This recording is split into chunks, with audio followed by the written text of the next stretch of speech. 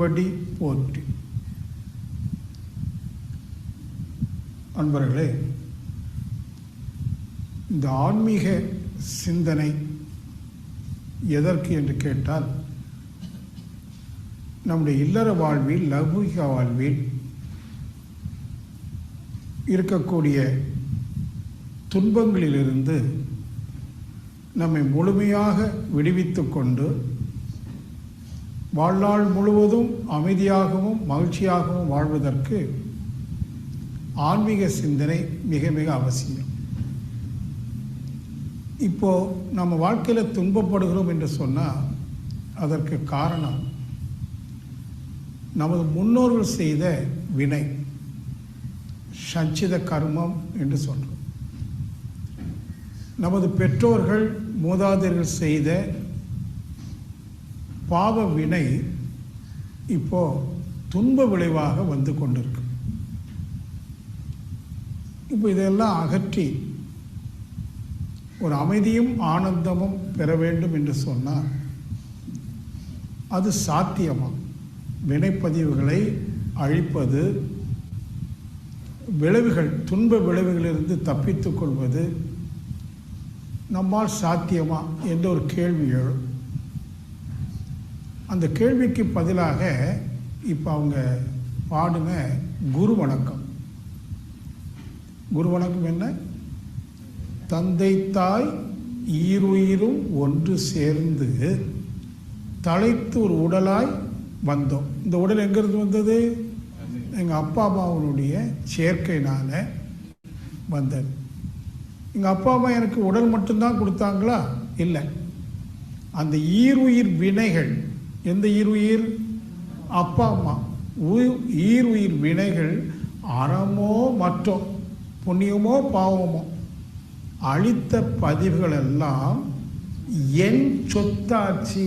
சொத்து, ஒரு வியாபாரத்தில் மூலதனம் போடுறது மாதிரி இப்போ என்னுடைய வாழ்க்கையில் மூலதனம் என்ன? எங்கள் அப்பா அம்மா கொடுத்த பாவ புண்ணிய பதிவுகள். அதில் பெரும்பாலும் நீங்கள் பார்த்தீங்கன்னா இந்த பாவப்பதிவுகள் தான் நம்மளை டாமினேட் பண்ணுது. அது நீங்கள் கவனிச்சிங்கன்னா தெரியும். எல்லா வசதியிலிருந்து துக்கம் அடைகிறோம். மிக கோடீஸ்வரன் ஆன பிறகும் துக்கம் வருது. இந்த கோடீஸ்வரனாக ஆனது புண்ணியம், துக்கம் அடைவது பாவம். ரெண்டு இருக்குது ஒரு வாழ்க்கையில். அப்போ அவர் சொல்கிறாரு, ஈருயிர் வினைகள் அளித்த பதிவுகளெல்லாம் நம் சொத்தாட்சி. இவ்வரும் பிறவியில், இந்த பிறவி என்ன பிறவின்னு சொல்கிறாரு? அரும் பிறவி, அரிதான பிறவி. மானுடர் பிறவி அரிதான பிறவி. இவ் அரிய பிறப்பில் முன்வினை அறுத்து, முன்வினை என்னன்னா அப்பா அம்மா கொடுத்தது, அதை முற்றிலும் அறுத்து எல்லையில்லா மெய்ப்பொருளை அடைவதற்கு, மீண்டும் இறைவனாக மாறுவதற்கு என்ன வேணுமா? அடுத்த வரி என்ன? குருவின் உயிர் சேர்க்கை. பாருங்க, மகரிஷி மறைமுகமாக என்ன சொல்றாரு? ஒரு குருனுடைய உயிர் சேர்க்கை இல்லாமல் உங்கள் அப்பா அம்மா கொடுத்த முன்வினையை அழிக்க முடியாது, நீ மீண்டும் இறைவனாக மாற முடியாது. சரிதானே? இப்போ நமக்கு குருனுடைய உயிர் சேர்க்க வேணும். குருனா யாரு? யாரு? வேதாத்திரி மகர்ஷி மட்டுமல்ல, யாரெல்லாம் இறைவனை உணர்ந்து வாழ்ந்தார்களோ அவனுக்கு இருக்கலாம், இல்லாமல் இருக்கலாம், அதை பற்றி கவலை இல்லை. வேதாத்திரி மகர்ஷி உடல் மாய்ந்திருக்கலாம், ரமண மகரிஷி ராமலிங்க வள்ளலாருடைய உடல் மாய்ந்திருக்கலாம், இயேசுவும் புத்தனும் மாய்ந்திருக்கலாம். ஆனால் இன்றும் அவர்கள் வாழ்ந்து கொண்டிருக்கிறார்கள். இந்த வான் வீதியில் பிரபஞ்ச காந்த களத்தில் புள்ளி புள்ளியாக மேக்னெட்டிக் டொமைன் என்று சொல்வார்கள், அந்த ஆன்ம துகள் இன்னும் இருக்கு. அந்த மகான்களுடைய உயர்ந்த கருத்துக்கள் எல்லாம் இந்த வான்காந்த காலத்தில் பதிவாக இருக்கு. அது மேக்னெட்டிக் டொமைன் சொல்லுவோம். அப்படின்னா என்ன அர்த்தம் புரிஞ்சுக்கிறதுக்காக சொல்ல, பழைய கேசட் இருக்குல்ல, நம்ம பாட்டு பாடும்போது கேசட்டில் என்ன ஆகுது? அந்த ரிப்பனில் பதியுது. பாட்டாக பதியுதா, புள்ளி புள்ளியாக பதியுதா? புள்ளி அங்கே பாட்டு இருக்காது. நம்ம கொடுத்த பாட்டினுடைய ஃப்ரீக்குவன்சி இருக்குல்ல, அலை நீளம், அது அங்கே புள்ளி புள்ளியாக பதிச்சிருக்கும். மீண்டும் அதில் மின்சாரத்தை பாய்ச்சணும் அப்படின்னா அங்கே என்ன பதிஞ்சிருக்கோ அது அப்படியே அந்த புள்ளியில் இருக்கக்கூடிய மேடு பள்ளம் ஃப்ரீக்குவன்சி அது அப்படியே ரிஃப்ளெக்ட் ஆகும். அப்போது பதியுது, பிரதிபலிக்குது. இப்போ இயேசு மகான் மலைப்பிரசங்கத்தில் பேசின பேச்சு, குருஷேத்திரத்தில் கிருஷ்ணன் கொடுத்த உபதேசம், ஆழியாரில் மகிழ்ச்சி பேசின பிரம்மஞானம், இந்த அத்தனை உபதேசங்களும் வார்த்தைகளும் இப்போ எங்கே இருக்கு? வான்காந்த களத்தில் புள்ளி புள்ளியாக பதிஞ்சிருக்கு. இப்போ நீங்கள் அதை எடுக்கணும். எப்போ கேசரோட்டிய பதிவு பாட்டாகும்? ஒரு மின்சாரம் பாய்ச்சப்படும். நம்ம நீங்களும் எதையாவது ஒன்றா பாய்ச்சி தான் அதை எடுக்க முடியும். எதை பாய்ச்சுறது, எப்படி பாய்ச்சுறது அப்படிங்கிறத இப்போ பார்க்க போகிறோம். ஏன்னா நமக்கு குருவுடைய மகானுடைய உயிர் கலப்பு, ஆன்ம கலப்பு வேணும். அவருடைய உயர்ந்த சிந்தனை வேணும். இப்போ உதாரணமாக இங்கே ஆதிசங்கர் இருக்கிறாரு, அத்வைதி, அத்வைத்தை போதித்தவர். வியாசர் இருக்கிறாரு, கீதா உபதேசம் கொடுத்தவர். கீதையில் அவர் 3 குணங்களை காட்டுறார், கேரக்டர்ஸ். கிருஷ்ணன் ஒரு கேரக்டர், அர்ஜுனன் ஒரு கேரக்டர், துரியோதனன் கேரக்டர். ஒரு 3 கேரக்டரை உருவாக்கி அதன் மூலமாக சாத்வ குணம்னா என்ன, ரஜோ குணம்னா என்ன, தமோ குணம்னா என்ன, அந்த குணாதிசயங்கள் எல்லாம் சொல்லி நம்மளை மேன்மைப்படுத்துகிறார். இப்போ அவர் இல்லை. ஆனால் கீதா உபதேசம் இருக்குதா? எதில்? எதில்? வான்காந்தத்தில் இருக்கா? அந்த புஸ்தகத்தில் இருக்கா? புஸ்தகத்தில் படித்தா புரிஞ்சிக்க முடியாது, காந்தத்திலிருந்து எடுக்கணும். அதான் கற்றதனால் ஆய பயனென்கொள். கீதையில் இருக்கிற வசனங்கள், பைபிளில் இருக்கிற வசனங்கள் ஏட்டு சுரக்காய். புஸ்தகத்தில் சுரக்காயின்னு எழுதியிருக்கு, கறிக்கு உபயோகப்படுமா? அப்போ ப்ராக்டிக்கல் நாலேஜ் வேணும்னு சொன்னால் நேரடியாக வியாசரோடு பேசணும், நேரடியாக இயேசுவோடும் வள்ளுவரோடும் வள்ளலாரிடமும் பேசணும். அந்த கனெக்ஷன் கொடுக்கும், லிங்க் கொடுத்துட்டோன்னு சொன்னால் அவங்க நேரடியாக நம்மள்கிட்ட வருவாங்க. உதாரணமாக எங்கோ ஒரு இடத்துல ஒரு வசனம் எழுதி போட்டிருக்கு, ஒரு பைபிள் வசனம் எழுதி போட்டிருக்கு, இல்லை ஒரு கீதையோட ஸ்லோகம் எழுதி போட்டிருக்கு, அல்லது ஒரு திருக்குறள் இருக்குது. இதுக்கெல்லாம் நிறைய இன்டர்பிரட்டேஷன் இருக்குது. வல்லுநர்கள் அவங்க அறிவு கேட்டவர் என்ன சொல்லியிருக்காங்க? பொழிப்புரை கொடுத்துருக்காங்க. நான் ஒரு பொழிப்புரை படிக்கிறேன், எனக்கு அது ஏற்புடையதாக இல்லை. நிச்சயமாக வள்ளுவர் இந்த பொருளில் இதை எழுதியிருக்க மாட்டார் என்று மனசு சொல்லுதுன்னு வச்சுக்குவோம். இப்போ நான் யார்கிட்ட கேட்டு தெரிஞ்சுக்கிறது? டாக்டர் மு வரதராசனிடமா, பரிமேலழகர் உரையா? எனக்கு வள்ளுவரிடமிருந்தே விளக்கம் வேணும். சொல்லப்படுது யாருடைய இன்டர்பிரட்டேஷனும் தேவையில்லை, எனக்கு நேரடியாக வள்ளுவர் சொல்லணும் அப்படின்னா நான் வள்ளுவரை சந்திக்கணும். முடியுமா? வள்ளுவர் இல்லையே. அப்படின்னு அவருடைய சோல் இருக்கு, ஆன்மா இருக்கு. அவர் எந்த மன அலைச்சூழல் விரைவில் இருந்து அந்த குரலை எழுதினாரோ அது அந்த ஃப்ரீக்குவன்சி இன்னும் வான்காந்த காலத்தில் இருக்கு. இப்போ நான் என்ன செய்யணும்? என்னுடைய ஜீவகாந்தத்தை இந்த சங்கல்பத்தோடு அந்த வான்காந்தத்தில் கலர விட்டால் ஆழ்ந்த தவத்தில் வள்ளுவர் நேரடியாக வரல, அவருடைய சோல் எனக்குள்ள வரும். அது இன்ட்யூஷன் என்று சொல்றோம். உள்ளிருந்து இந்த குரலுக்கு இதுதான் ஆப்ட் மீனிங் கொடுத்தோம். இந்த பைபிள் வசனத்திற்கு இதுதான் ஆப்ட் மீனிங், ஜீசஸ் வருவார். அப்போ இதுக்கு என்ன டெக்னிக்கை நாம் ஃபாலோ பண்ணுறோம்? ஒரு தவ யோகி எந்த ஒரு டெக்னிக்கை ஃபாலோ பண்ணி அந்த மகான்களோடு உரையாடுவதுன்னா எப்படி? இன்ட்யூஷன். அப்படின்னா இதை மகிழ்ச்சி கொடுத்த இந்த மெய்ப்பொருள் விளக்கத்தில் இருக்கக்கூடிய ஒரு அடிப்படையான தத்துவம், இதுவரைக்கும் ஆன்மீக சரித்திரத்தில் எந்த மகானும் சொல்லாத ஒரு கருத்தை வலியுறுத்தி மகிழ்ச்சி சொல்லியிருக்காங்க. எப்படின்னு கேட்டிங்கன்னா, இந்த உலகம் தோன்றியிருக்கு. இந்த உலகங்கிறது கற்பனைக்கு எட்டாத அளவுக்கு பறந்து விரிந்தது, பல ரகசியங்களை உள்ளடக்கமாக கொண்டது. நீங்களாம் இனி என்ன செய்யணும்னு கேட்டிங்கனாக்கா, இந்த இயற்கையை கொஞ்சம் பார்க்கணும். எப்படி பார்க்கணும்? முதல் ஸ்டேஜில் ரசித்து பார்க்கணும். ஒரு கடற்கரையில் போனீங்கன்னா, எங்கள் ஊர் கன்னியாகுமரியில் கடல் இருக்குது, எல்லா இடத்துலையும் இருக்குன்னு வச்சுக்கோ. கடல் கரைக்கு போனால் என்ன செய்வோம்? அந்த அலையினுடைய நுரை இருக்குல்ல, அதில் காலை வச்சுட்டு ஓடி ஓடி விளையாடுவோம். ஞாபகம் இருக்கா? சட்டையெல்லாம் நினச்சிடக்கூடாதுங்க, ஓடுவோம். பழையபடி அலை அங்கே போனது பின்னாடி முன்னாடி போவோம். பழையபடி அலை வரும், நுரையாக வரும், காலை தொடுவோம், மகிழ்ச்சியாக இருக்கும். அப்புறம் வீடு திருப்பி.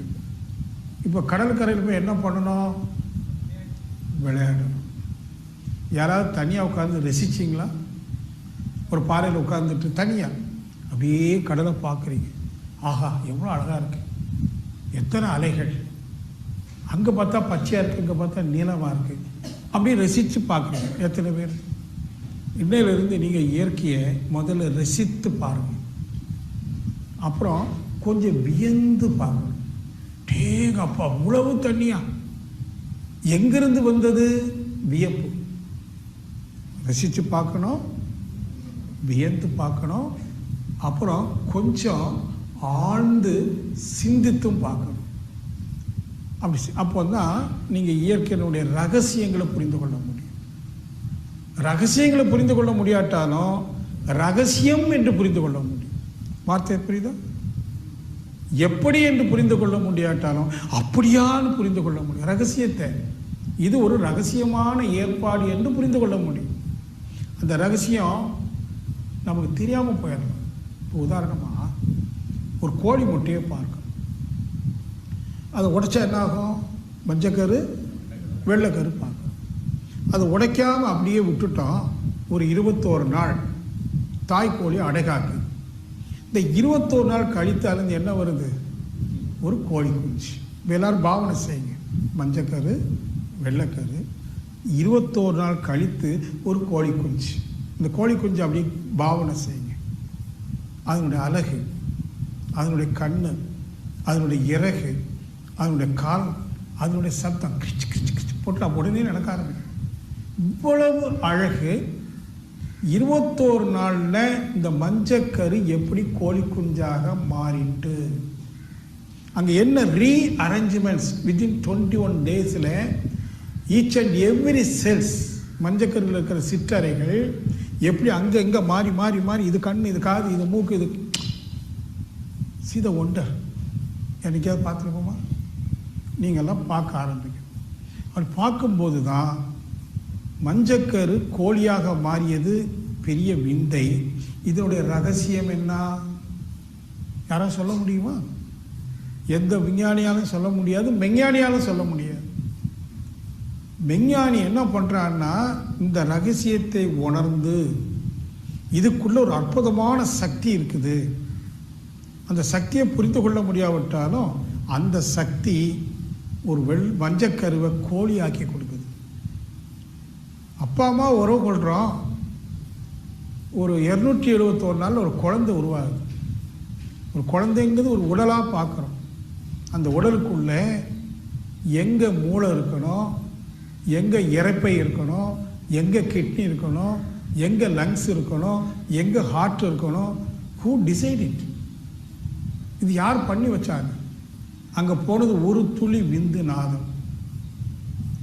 அம்மாவுடைய கர்ப்பத்தை அடைஞ்சி ஒரு 272 நாட்களில் ஒரு அற்புதமான உடல். அங்கே நடக்கிற செயல் என்ன? ரகசியம். ஒரு விதையிலிருந்து ஒரு மரம் வருவது ரகசியம். எல்லாம் ரகசியம். இயற்கை முழுவதும் ரகசியம். பல ரகசியங்கள். இந்த பல ரகசியங்களுக்கெல்லாம் தலையான ஒரு ரகசியம் இருக்கு. அதான் the secret of the existence, வெளிப்பாட்டு ரகசியம் என்று சொல்லுவாங்க. எப்படி வெளிப்பட்டது இவ்வளோ ரகசியம்? அந்த முடிச்சை அவிழ்த்து கொடுத்தவர் மகரிஷி அவர்கள். அவர் சொன்ன ஒன்றே ஒன்று தான், இறைவெளியே தன்னிருக்க சூழ்ந்தழுத்தும் ஆற்றல், இதன் திணிவு மடிப்பு விழ சுழலும் நுண்விண்ணாம். அது இருக்கட்டும். அவங்க என்ன உணவுல கண்டுபிடிச்சாங்க? விஞ்ஞானி கூட அது என்ன அப்படின்னா, ஒரு இடத்துல தாய்மானவர் ஒரு பாடலில் சொல்கிறார், அவர்கிட்ட எது தெய்வம்னு கேட்டாங்க. அவர் இதுதான் தெய்வம்னு சுட்டி காட்டலை. மாறாக அவர் ஒரு கேள்வியின் மூலமாக பதிலை கொடுக்குறாரு தாய்மானவர். எப்படி கொடுக்குறாரு? எது தெய்வம்னு கேட்டீங்க. அவர் சொல்றார், அங்கு இங்கு எனாதபடி எங்கும் பிரகாசமாய் ஆனந்த பூர்த்தியாகி உயிருக்கு உயிராய் தழைத்தது எது கேட்கிறார். எது? அது தெய்வம். அது நீ கண்டுபிடிச்சோங்கிற.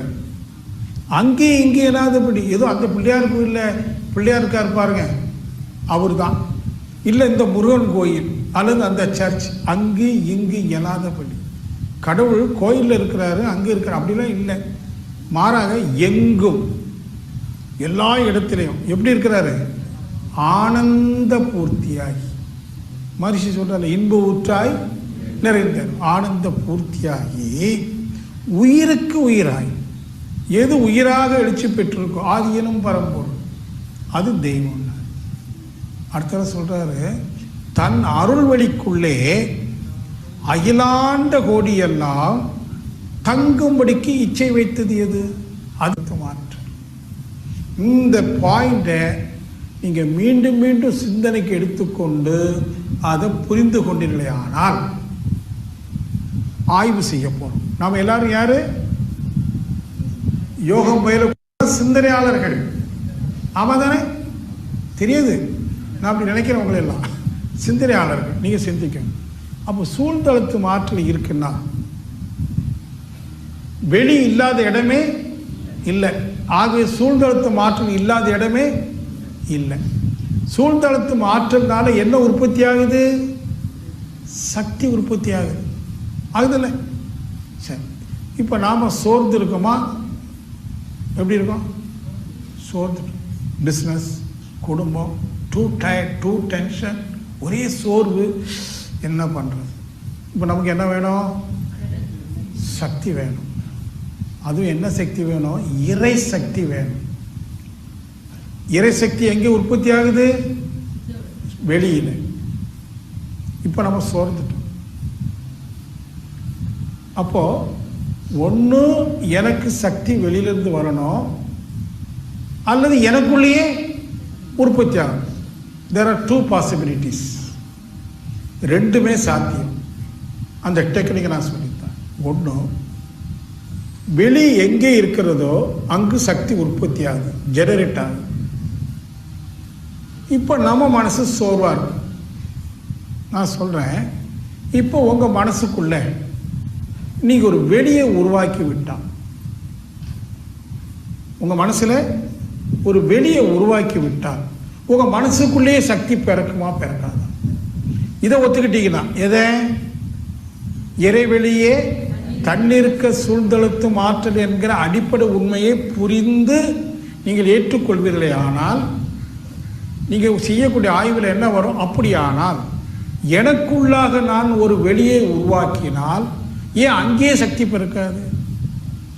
நேற்றோ வந்தாலும் நான் ஒரு இங்கே தான் சொல்லணும், இங்கே சொன்னேன். விஞ்ஞானம் என்ன சொல்லுது தெரியுமா? சக்தியை உற்பத்தி செய்ய முடியாது, சக்தியை அழிக்கவும் முடியாது, பிரிக்கவும் முடியாது.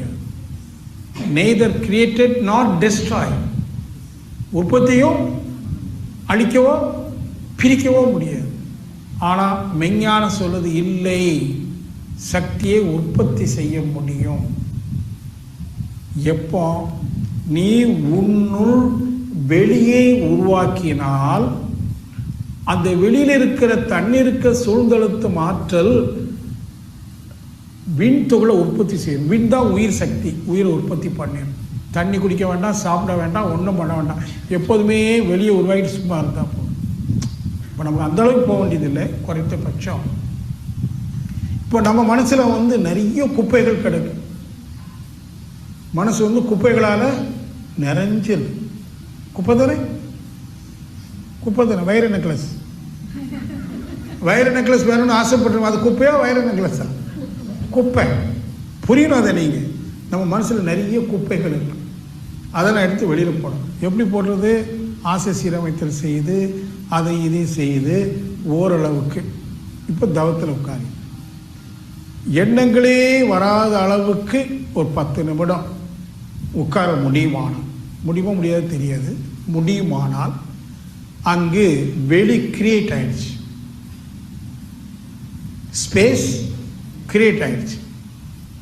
உடனே நீங்கள் அப்படியே இருந்தால் நீ ஒன்றும் செய்ய வேண்டாம், ஸ்பேஸை மட்டும் உருவாக்கிக்கிட்டு அப்படியே சும்மா இருந்தீங்கன்னா சக்தி உற்பத்தி ஆக ஆரம்பிச்சிடும். இது ஒன்று, உள்ளுக்குள்ளேயே உற்பத்தி ஆகும். ரெண்டாவது, இங்கே வெளியே உருவாக்குனதும் வெளியில் இருக்கிற சக்தி உள்ளே பாஞ்சு. இப்போ இந்த ரூமில் இருக்கிற காற்றை கொஞ்சம் கொஞ்சமாக ஏதோ ஒரு சக்தி கொண்டு வெளியில் எடுத்தீங்கன்னு வைங்களேன், அந்த ஜன்னல் வழியாக என்ன ஆகும், காற்று உள்ள வரும். வெளியே உருவாக்கினால் உள்ளும் புறமும் சக்தி, உள்ள இருந்தும் புறத்தே இருந்தும் சக்தி பாய ஆரம்பிச்சு. இதை பைபிளில் ஒரு வசனம் சொல்லுது. இயேசுமான் ஒரு இடத்துல சொல்றார், நீ வெறுமனே இரு, நான் உன்னை நிரப்புவேன். நீ எப்படி இருக்கணும், வெறுமனே. அப்படின்னு என்ன அர்த்தம், வெறும் மனசோட, எம்டி மைண்ட், ஸ்பேஸ். எம்டினா space, you just create space. நீ வெறுமனதோடு இரு, நீ வேற ஒன்றும் செய்ய வேண்டாம். நான் என்ன பண்ணிடுவேன், நான் யாரு, தெய்வீக சக்தி, டிவைன் எனர்ஜி நிரம்பிடும், மேலேருந்து நிரம்பிடும், உள்ளுக்கும் உற்பத்தி ஆகும். இப்போ நமக்கு வேண்டியது ஒரே ஒரு டெக்னிக் தான், எப்படி வெறும் மனசோடு இருக்குது, எண்ணங்கள் இல்லாமல் ஒரு 5 நிமிஷம் 10 நிமிஷம் எப்படி இருக்குது. சரி, இயேசு இப்படி சொன்னாரு, நான் உன்னை நிரப்புவேன். இது ஒரு மத ரீதியான வசனம் இல்லையா, அது விஞ்ஞான ரீதியாக கொண்டு வந்து தான் வேதாத்திய மகேஷனுடைய பியூட்டி. அவர் என்ன சொன்னாருன்னா, நீ எப்போ வெறும் மனசோடு இருக்கியோ வெளியே இருக்கியோ, அந்த சூழ்ந்தழுத்து மாற்றல் என்ன பண்ணுது, பிரபஞ்ச சக்தியை ஒன்னொன்று அனுப்புது. சரி, இப்போ டெக்னிக் என்னன்னா, நாமெல்லாம் ரொம்ப சோர்வாக இருக்கோம், சாதிக்க முடியல, இயலாமையில் இருக்கிறோம், வீட்டில் என்னென்னலாமோ துக்கங்கள் வருது போகுது, நம்மளால் ஒன்றும் செய்ய முடியல, இயலாமையில் இருக்கிறோமா? ஆமாவா? இயலாமையை ஒத்துக்கணும். இயலாமை ஒத்துட்டு என்னால் முடியாது, எல்லாம் அவனால முடியும்னு சொல்லி சரண்டர் ஆகும். இதை ஒரு கிட்டத்தட்ட ஒரு 30 ஆண்டுகளுக்கு முன்பாக நான் அப்போது உலக சமுதாய சேவா சங்கத்தில் ஒரு நிர்வாக குழு உறுப்பினர். அப்போது நிர்வாக குழு மீட்டிங் சென்னை திருவான்மியூரில் நம்ம சென்டரில் தலைமை நகரத்தில் நடக்குது. நானும் போயிருந்தேன். நான் கொஞ்சம் ஏழியராக போயிட்டேன், ஒரு 2-3 பேர் ஏழியராக போயிட்டேன். குளிச்சு எடுத்துகிட்டு அப்படி ஹாலில் உட்காந்துருப்போம். சாந்தி ரூம்லேருந்து பார்த்துட்டார். 4-5 பேர் வந்துட்டாங்க. மகிழ்ச்சிக்கு என்னன்னா, யாரையாவது பார்த்தாச்சுன்னா கூப்பிட்டு வச்சு பேசுவார். வெட்டி பேச்சல்ல, எல்லாம் ஞானம். அவர் உட்கார், வாப்பா நான் இருக்காரு, எப்போ வந்தேன், என்ன எதெல்லாம் கேட்டுட்டு உட்காருங்க, அப்படி பேச்ச ஆரம்பித்தார். உனக்கு பாரதம் தெரியுமான்னார். மகாபாரதம் கொஞ்சம் சினிமாவில் பார்த்துருக்கேன், படித்ததில் சினிமாவில் பார்த்துருக்கேன். சரி, அதில் திரௌபதியினுடைய சீலையை எடுக்கிறாங்கல்ல ஒரு சீன், அது தெரியுமான்னு கேட்டேன். ஆமாம் சுவாமிஜி, திரௌபதியை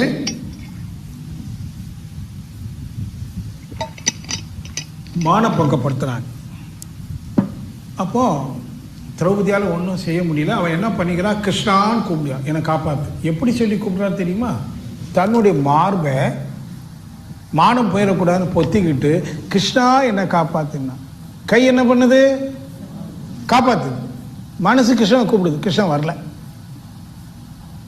கிருஷ்ணா கிருஷ்ணா கிருஷ்ணான்னு கூப்பிட்டான், வரல. கடையில் கிருஷ்ணான்னு இப்படி கூப்பிட்டான், வந்துட்டான், சாரியை சப்ளை பண்ணிட்டான். அந்த கதை உனக்கு தெரியுமா? இது கதை தான் சாமி, இது கதை தான். அதில் ஒரு பெரிய தத்துவம் இருக்குங்க. நீ இறைவனை அழைத்து கொண்டு நீ முயற்சி பண்ணுனா, இறைவன் என்ன நினைப்பானா, நீயே முயற்சி தானே பண்ணுற, நான் உனக்கு எதுக்கு என்ன கை விட்டுவானோ. எப்போ என்னால் முடியலேன்னு என் இயலாமை ஒத்துக்கிட்டு சரண் அடையிறியோ, நீ என்ன பார்த்துக்கோன்னு சொல்கிறியோ, அவன் வந்துடுவான். சரிதானே? இப்போ அந்த மாதிரி நம்ம வீட்டில், தொழிலில், சமுதாயத்தில் என்னென்னோ நடக்குது. நாம் முயற்சி எடுத்து அது இதையும் பண்ணிடலான்ட்டு தப்பாக முயற்சி எடுத்தாலும் இறைவன்கிட்ட ஒப்படைச்சிட்டு நம்மளால் முடிஞ்ச ஒரு சின்ன சின்ன கடமையை செஞ்சுட்டு சும்மா இருந்தால் போதுங்கிறது சொல்ல வர. அப்போ நீங்கள் ஒவ்வொருத்தரும் உங்கள் இயலாமையை ஒத்துக்கிட்டு, ஏதோ துன்பம் நடக்குது, அது நடக்குது, இது துன்பம்னு சொல்கிறோம், பிரச்சனைன்னு சொல்கிறோம், இதிலிருந்து நான் விடுபடணும் இறைவா, அப்படின்னு சொல்லிட்டு என்னால் முடியாதுன்னு ஒத்துக்கிட்டு வந்துட்டீங்கன்னா பிரச்சனை இருக்கு, என்னால் முடியல, இறைவன் பார்த்துக்குவான் அப்படின்னு விஞ்ஞான ரீதியாக முழு நம்பிக்கை வைத்துக்கொண்டு நீங்கள் அப்படியே சும்மா இருக்கணும். சும்மா இருக்குன்னா மனசு என்ன ஆகக்கூடாது, எண்ணங்களை முதல் புரிஞ்சுக்கிட்டீங்கன்னா எண்ணங்கள் வராது. எண்ணங்கள் வந்து தானாக வரும். ஆனால் விஷயங்களை புரிந்து புரிந்து அதில் இருக்கிற உண்மையை நீங்கள் நல்லா ஏற்றுக்கிட்டீங்கன்னா எண்ணங்களின் எண்ணிக்கையும் குறையும், வேகமும் குறையும். அப்படி உட்கார்ந்தீங்கன்னா கடவுள் வந்துடுவார். சாரி கொடுக்க மாட்டார், சக்தியை கொடுப்பார்.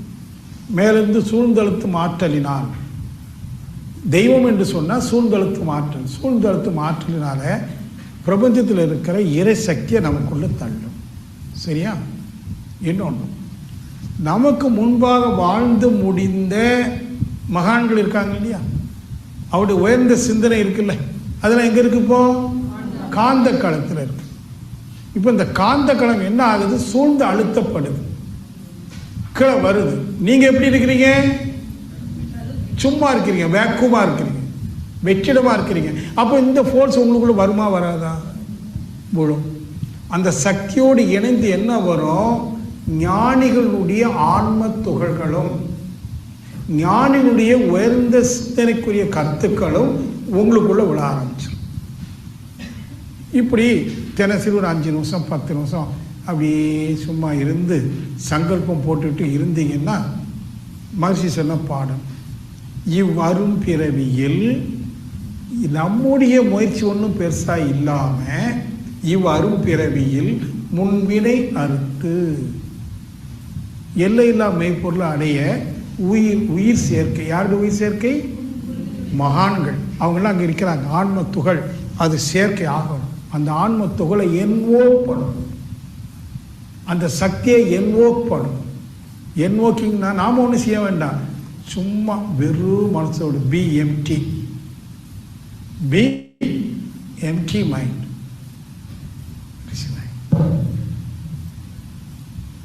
ஆனால் அந்த என்ன கஷ்டம் தெரியுமா? வெறும் மனசோடு இருக்கிறது தான் கஷ்டம். அதுவும் கண்ணை திறந்தா கூட கொஞ்சம் இருந்தெல்லாம் கண்ணை மூடனா இருக்கவே முடியும். உங்க எல்லாருக்கும் அனுபவம் இருக்கு. கண்ணை மூடதான் நிறைய கண்ட எண்ணங்கள்லாம் வரும். கண்ணை திறந்தா அது மட்டும் தெரியுது, கண்ணை மூடனா எல்லாம் தெரியுது. அப்போ இதுக்கு என்ன யுக்தி அப்படிங்கும்போது நம்முடைய சிறப்பு யோக வாழ்வு பயிற்சியில் நம்ம சில விஷயங்களை சொல்லிக் கொடுக்கணும். எப்படி எம்டி மைண்டோடு இருக்குது. அப்போ இன்னும் நாளைக்கும் டைம் இருக்குது, சொல்லிக்கிறோம். இப்போ என்ன தெரிஞ்சிருக்கிறோம்? வெறும் மனசோடு இருந்தால் இறை சக்தியும் மகானுடைய உயிர் துகள்களும் நம்மோடு இணைந்து விடும். அந்த இணைப்பு என்னுடைய முன்வினை பதிவுகளை எல்லாம் கழிக்க வச்சிடும், என்ன தெய்வம் ஆகிடும். சரியா?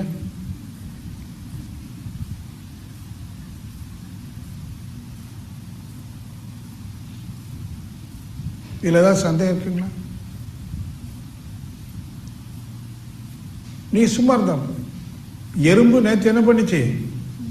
சும்மா இருந்தது, அதுக்கு உணவு கிடைச்சது வித்தவுட் எஃபர்ட். நமக்கு உணவு மட்டும் இல்லை, நிறைய இருக்கு, தேவை இருக்கு. ஏன்னா நிறைய துன்பத்தை உருவாக்கி வச்சிருக்கோம். அந்த துன்பத்தெல்லாம் கழிக்க வேண்டியிருக்கு, இன்பத்தை பெருக்க வேண்டியிருக்கு. 2 இருக்கு. இருக்கிற துன்பத்தை போக்கணும், மகிழ்ச்சியா இருக்கணும். எப்படி? Without effort. ஒன்னே ஒன்று தான் நம்ம செய்ய வேண்டியிருக்கு, வித்தவுட் எஃபர்ட். சும்மா இருக்கிறதுக்கு தான் நம்ம பயில வேண்டியிருக்க தவிர இறைவனை தேட வேண்டாம், ஆற்றலையும் அறிவையும் தேட வேண்டாம், மகிழ்ச்சியை தேட வேண்டாம், அதுக்கு எந்த முயற்சி எடுக்க வேண்டாம்.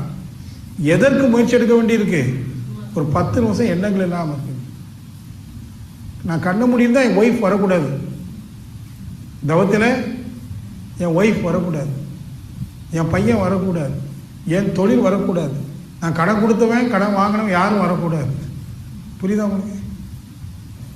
அந்த ஒரு நிலையை அடைவதற்கு என்ன பக்குவம் வேணுங்கிறத இன்னைக்கு மாலை செக்ஷனில் நம்ம பேசுவோம். ஆனால் இதை நீங்கள் புரிஞ்சுக்கணும்.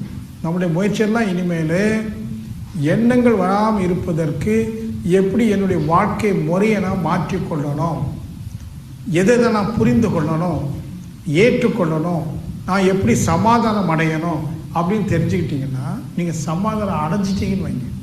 அல்டிமேட் வந்து நீங்கள் அது இது செய்து புரிந்து செய்து உங்களை நீங்கள் என்ன பண்ணணும்? சமாதானம் அடைகிறவன் பாக்கியவான். முதல்ல நம்ம மனசு சமாதானம் அடையணும். சமாதானம் சொன்னால் விஞ்ஞான ரீதியாக சொன்னால் அது என்ன வார்த்தை தெரியுமா? சமநிலை, a state of equilibrium. இப்போ நம்ம மனசு ஃப்ளக்சுவேட்டட் மைண்ட், அப்படிதானே? இன்பம் துன்பம் நல்லது கெட்டது அது இது ஃப்ளக்சுவேட்டட் மைண்ட் என்ன ஆகுது? ஃப்ளக்சுவேட்டட் ஆகுது. இதை சமநிலைப்படுத்தணும். சமநிலைப்படுத்தினா என்ன ஆகும்? உதாரணமாக ஒரு திராஸ் இருக்கு, இங்கே 1 கிலோ கல் வச்சுட்டேன், ஆனால் இங்கே 950 கிராம் தான் வச்சுருக்கேன். அப்போ என்ன ஆகும்? ஃப்ளக்சுவேட் ஆகும் இல்லையா? கரெக்டாக 1 கிலோ வச்சுட்டா என்ன ஆகும்? பேலன்ஸ்ட். 2 தட்டும் பேலன்ஸ். இது சமநிலை அடைந்ததும் இந்த முள் என்ன ஆகும்? இப்படி போன முள் என்ன ஆகும்? நின்று விடும். அது மாதிரி இங்கே சமாதானம் வருமானால் மனம் நின்று விடும். மனம் நின்று விடுனா என்ன பொருள்? எண்ணங்கள் இல்லைன்னு அர்த்தம். No fluctuation, no thoughts, stillness of the mind. இப்போ நம்முடைய முயற்சி நம்ம மனசை எப்படி பேலன்ஸ் பண்ணுறது, அதான் சமாதானம். என் ஒய்ஃப் இப்படிலாம் பேசுகிறா, என் பையன் அப்படி பேசுகிறான், முரண்பாடாக பேசுகிறான், இந்த சமுதாயம் எனக்கு முரண்பாடாக இருக்குது, அல்லது நான் முரண்பாடாக இருக்கிறேன். முரண்பாடுகள் இம்பேலன்ஸ்ட். உடன்பாடு எப்படி வரட்டும்? என் மனைவி என்ன சொன்னால் நான் உடன்பட்டுக்கிறேன். இந்த சமுதாயம் எப்படி போனாலும் நான் உடன்பட்டுக்கிறேன். எல்லாவற்றோடும் நான் உடன்படுகிறேன் என்று சொன்னால் நான் சமாதானம் அடைகிறேன், சமநிலை அடைகிறேன். நான் சமநிலை அடைகிற போது என் மனம் என்ன ஆயிடுது? இப்போ நின்றுடுச்சு. Stillness of the mind. மனம் நின்று விட்டதானால் என்ன பொருள்? எண்ணங்கள் இல்லை. மனம் நின்று விட்டது, மனம் எம்டி ஆயிடுச்சு. No thoughts.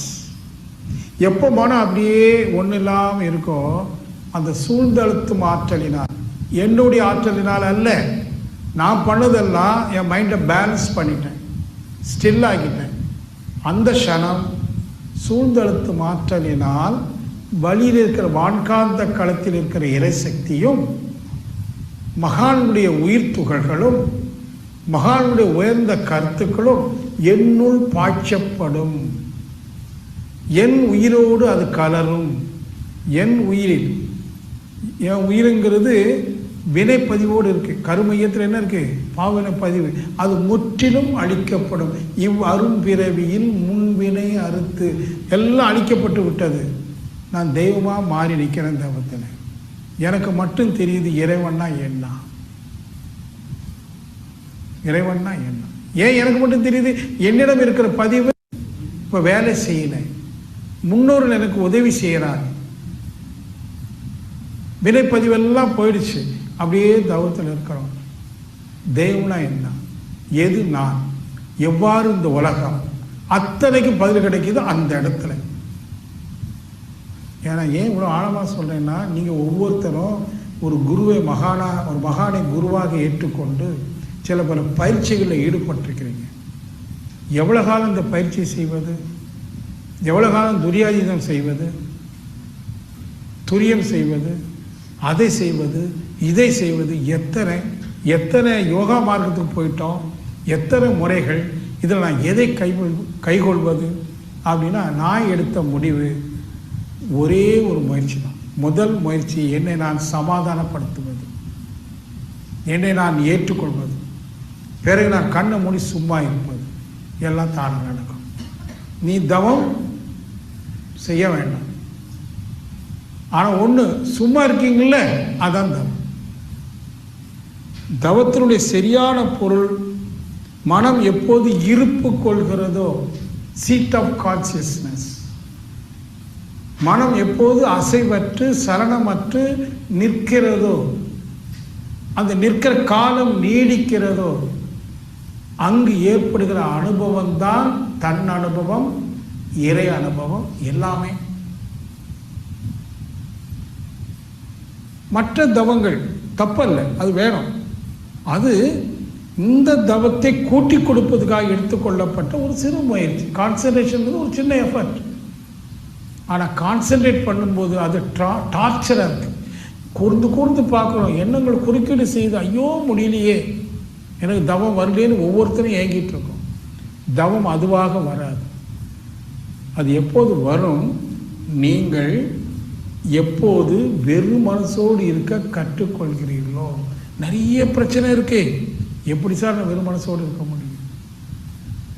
வீட்டில் போனால் பிரச்சனை, வியாபாரத்தில் பிரச்சனை, 4 மனுஷன் நிற்கிற இடத்துல போனால் பிரச்சனை. இந்த பிரச்சனையின் சூழலில் நான் எப்படி சும்மா இருக்க முடியும்? அப்படின்னா எப்போ முடியும்னா, ஒரு பிரச்சனையை நீங்கள் பிரச்சனையாக எடுக்காமல் அது ஒரு நிகழ்ச்சி. காலையில் கூட ஒரு நண்பர், என்னுடைய நெருங்கிய நண்பர், எதை பற்றி அதை பேசிகிட்டு இருக்கும்போது சொன்னேன். திருவள்ளுவர் அதை அழகாக சொல்கிறார். எப்போ நீ துன்பத்தை கண்டு துன்பப்படாமல் கற்றுக்கிறியோ, இடும்பைக்கு இடும்பை படுப்பர், இடும்பைக்கு இடும்பைப்படாதா. துன்பத்திற்கு துன்பம் கொடுத்துருவாங்களாம். எப்போ? துன்பத்தை கண்டு துன்பப்படாதவங்க. அப்போ அதனுடைய ஆர்ட் என்ன, எப்படி அப்படின்னா புரிந்து கொள்றது. இப்போ ஒரு உதாரணமாக, நெருப்பை நாம் புரிந்து வச்சுருக்கோம். என்னன்னு புரிந்து வச்சுருக்கோம்? தொட்டால் சுடும், துன்பம் தரும். சுடும் என்றால் துன்பம் தரும். ஆகவே நெருப்பு இனி வேண்டாம் வச்சுக்கலாமா? நெருப்பு வேண்டவே வேண்டாம்னு வச்சுக்கிட்டீங்கன்னா சமைக்க முடியுமா? இருளை வெளிச்சமாக மாற்ற முடியுமா? நெருப்பு அவசியம், தேவை. ஆனால் சுடும். இப்போ இங்கே என்ன புரிஞ்சுட்டோம்? நெருப்பு சுடும், நெருப்பு ரொம்ப தேவை. ஆகவே நெருப்பை எவ்வாறு கையாள வேண்டுங்கிற டெக்னிக் இருந்தால் போதும் தானே. அப்புறம் நெருப்பு சுடுமா? சுட. ஏன்? நம்ம கையாளும் முறை தெரியும். அது மாதிரி என் மனைவி என்ன சுடுறா அப்படின்னா தெரியும். உங்கள் கணவன் உங்களை சொல்கிறார், இந்த சமுதாயம் என்ன சுடுது, எங்கே போனாலும் சூடு. இப்போ என்ன தெரியணும்? How to approach and how to handle it. என் மனைவியை நான் எப்படி அப்ரோச் பண்ணணும், எப்படி ஹேண்டில் பண்ணணும். அப்போ அவங்க சொல்ல மாட்டாங்க. ஆனால் நமக்கு அப்ரோச் பண்ணவும் தெரியாது, ஹேண்டில் பண்ணவும் தெரியாது. பிகாஸ் ஆஃப் எமோஷன் தப்பாக ஹேண்டில் பண்ணிடும். இப்போ சுடாமல் என்ன செய்யும்? துன்பம் வராமல் என்ன செய்யும்? அப்போ துன்பம் வராமல் இருக்கணுமானால் எப்படி காரியங்களை கையாள்வது? நிறைய காரியங்கள் அது அப்புறம் பேசுவோம். சைக்காலஜி, அது முழுவதும் சைக்காலஜி, அது வாழ்வியல் தத்துவங்கள். அதை சரியாக பண்ணிட்டா எனக்கு துன்பமே இல்லை. நெருப்பு இருக்கு, என்ன சுடலை. ஏன்? நான் அந்த டிஸ்டன்ஸை கீப்பப் பண்ணுறேன். இல்லை தேவை கிட்ட போகணும்னா அது எப்படி ஹேண்டில் பண்ணணும்னு எனக்கு தெரியுது. அது நெருப்பு என்ன சுடலை, எனக்கு துன்பம் இல்லை. அப்படி நீங்கள் உங்களை கொண்டு வரணும். இப்போ பக்குவப்படுத்துறதெல்லாம் இதான் மனைவி, இதான் கணவன், இதான் வீடு, இதான் பிள்ளை, இதான் சொசைட்டி, எல்லாம் இதுதான். மாற்ற முடியுமா? எதையும் மாற்ற முடியும், எந்த சூழலையும் மாற்ற முடியாது. ஆனால் அந்த சூழலில் நான் எப்படி என்ன அணுகணும், எப்படி நான் கையாளணும், இந்த டெக்னிக்கை நல்லா கற்றுக்கிட்டோம் அப்படின்னா துன்பமே இல்லை. துன்பமே இல்லை. என்னன்னா பேலன்ஸ்டு மைண்ட். இப்போ நிறைய துன்பம் இருக்குது. மதம் கூட ஒரு துன்பம், ஜாதி ஒரு துன்பம், மொழி துன்பம், இனம் துன்பம், நாடு துன்பம், எனது புகழ் துன்பம், என்னுடைய சொத்து துன்பம். எதையெல்லாம் அடையாளமாக பார்க்குறோமோ அத்தனை அடையாளங்களும் துன்பம். ஆனால் எப்போ இதெல்லாம் வெறும் அடையாளம் மட்டுமே, எனக்கு மதம் இல்லை, எனக்கு ஜாதி இல்லை, எனக்கு எந்த பேதங்களும் இல்லை என்கிற போதம் வருமானால் நான் சும்மா இருக்கேன். போதம் வந்துருச்சு, கான்சியஸ். எப்போ பேதங்கள் எல்லாம் போகுதோ, வேறுபாடுகள் போகுதோ, எனக்கு செல்ஃப் அவேர்னஸ் வந்துடுது. அப்போ நான் இருக்கிறேன். எனக்கு மதம் ஒரு பிரச்சனை இல்லை, எனக்கு ஜாதி ஒரு பிரச்சனை இல்லை. என் பையனும் என் பிள்ளைய வேறு ஜாதியில் வேறு மதத்தை கூட்டிகிட்டு வரானா ஓகே, நோ ப்ராப்ளம், எனக்கு பிரச்சனை இல்லை. இல்லைங்க அவங்களுக்கு வசதி இல்லை, பணம் ஒரு பிரச்சனை இல்லை, அவன் படிக்கவே இல்லை, பரவாயில்ல, எனக்கு அது ஒரு பிரச்சனையே இல்லை. நான் சொல்ல புரியுதா? எந்த பிரச்சனையும் எனக்கு பிரச்சனை இல்லை. இதான் இடுக்கண் வருங்கால் நகுக, விலகி போ, பிரச்சனையிலேருந்து விலகு, மனசை பக்குவப்படுத்தணும்.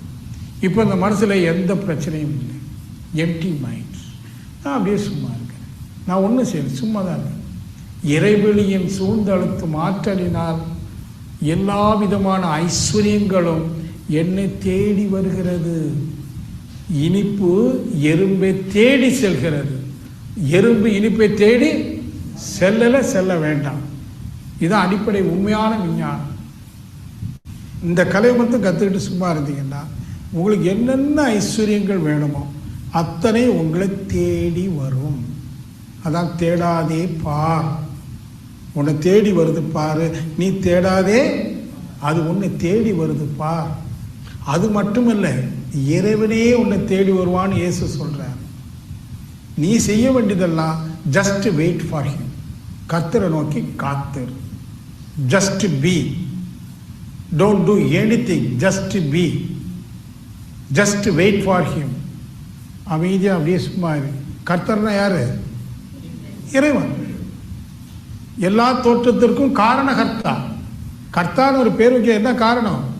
அதுதான் எல்லாவற்றுக்கும் காஸ், காரணகர்த்தா. அதான் கர்த்தர்னு. என்னிடம் இறைவன் என்ன தேடி வருவார். ஆனால் பொதுவாக நம்ம என்ன சொல்லுவோம்? இறைவனை தேடு, கோயிலுக்கு போ, வழிபாடு செய், அதை செய், இதை செய், இறைவனை பாரு. இறைவன் மட்டும் உங்களை தான் தேடி வருவதை நீங்கள் போகக்கூடாது. ஆனால் நீங்கள் இறைவன் உங்களை தேடி வரக்கூடிய அளவுக்கு தகுதியை மட்டும்தான் நாம் பெறணும். தகுதி, மெச்சூர்டு மைண்ட். இறைவனை தேடி, இறைவனா ஐஸ்வர்யங்கள். ஈஸ்வரா, ஐஸ்வர்யம், வார்த்தையை பாருங்க. ஐஸ்வர்யம், ஈஸ்வரா, ஈஷா. ஈஷானா தெய்வம், ஐஸ்வர்யம்னா தெய்வத்தினுடைய அம்சங்கள். எல்லா அம்சங்களும் என்ன தேடி வரும். நான் என்ன செய்யணும்? சும்மா இருக்கிற தகுதி. நல்லா புரிந்து கொள்ளுங்க. இந்த இயற்கையில் எல்லாமே முயற்சியின்றி தானாக நிகழ்கிறது. ஆமாவா? யாராவது இல்லைன்னு சொல்லுறதுக்கு இருக்கிறீங்க? இந்த இயற்கையினுடைய வெளிப்பாடுகள் அனைத்தும் அணு முதல் அண்டம் ஈராக உள்ள அனைத்தும் தானாக தோன்றி, சுயம்பு, தானாக தோன்றியிருக்கு, தானாக இயங்குது. அந்த இயக்கம் சீராக இருக்கு, எல்லாம் தானாக. அடிப்படை சூழ்ந்தழுத்து மாற்றம். தானாகத்தான் நடக்குது. அது தானாக நடக்குதுக்கு ஒரு ஊக்கம் வேணுமே. அந்த ஊக்கம்தான் தன்னிருக்க சூழ்ந்தழுத்து மாற்றம்.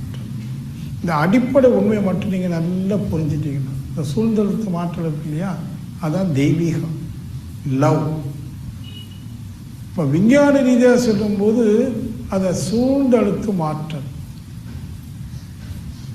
Surrounding force, compressive surrounding force, physics, பௌதிக விஞ்ஞானம் மாதிரி. ஆனால் அதையே கொஞ்சம் இலக்கிய ரீதியாக வந்தீங்கன்னா அரவணைப்பு. கோழி பருந்துட்டு இருந்து தன் கோழி குஞ்சுகள் என்ன பண்ணுது? அரவணைச்சி பாதுகாக்குது.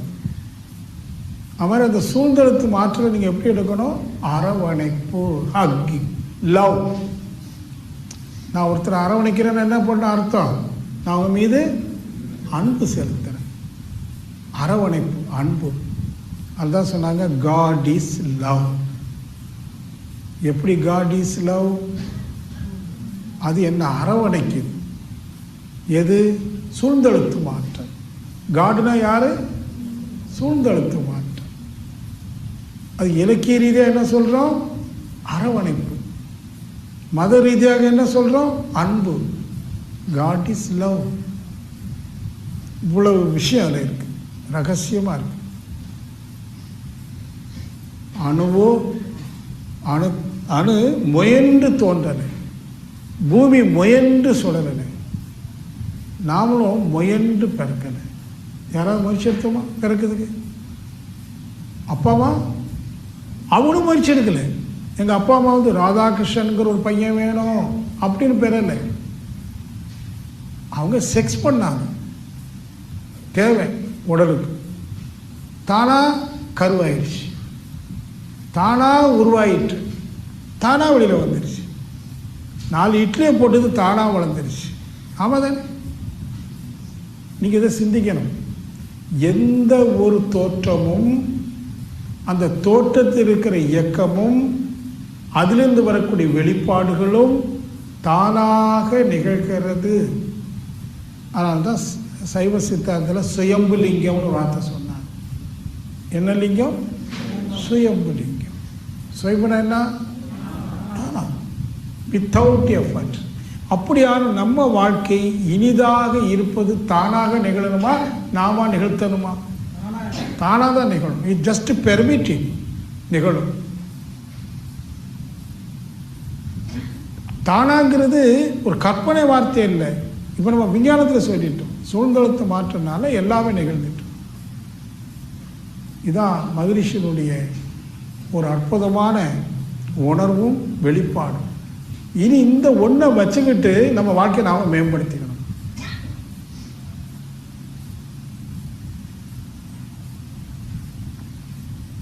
எப்படி மேம்படுத்தலாமா?